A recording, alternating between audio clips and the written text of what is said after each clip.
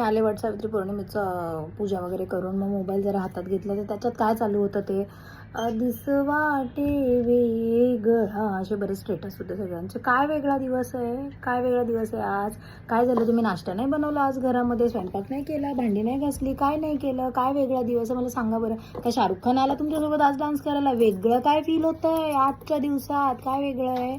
परत त्यातलं त्यात माझा आज उपवास आहे काय, मग आपण जरा पोटाला जरा आराम द्यावा म्हणून आपण एखादी केळी खाणारी बाई, पण घरामध्ये 1.5-2 डझन केळी आणावे लागतात सगळ्यांसाठी. आपण खायचं, बाकीच्यांनी बसायचं, कसं वाटतं, बरोबर नाही वाटत ना. आपण 1.5-2 डझन केळी, विचार करा जरा. परत ते झालं तर झालं. मग तो आपला जो पती परमेश्वर आहे त्याच्यासाठी आपण जो काही रोज नाश्ता बनवतो, मग आज त्याच्यासाठी काहीतरी स्पेशल बनव असं सासूबाईंचं डिमांड असतं काय काय घरांमध्ये. अरे मग आज वटसावित्री आहे, त्याच्यासाठी उपवास आहे, त्याच्यासाठी काहीतरी स्पेशल बनव. अरे माझा उपवास आहे, त्याचं काय आहे, त्याचं काय आहे, तो तर बसून बघतो.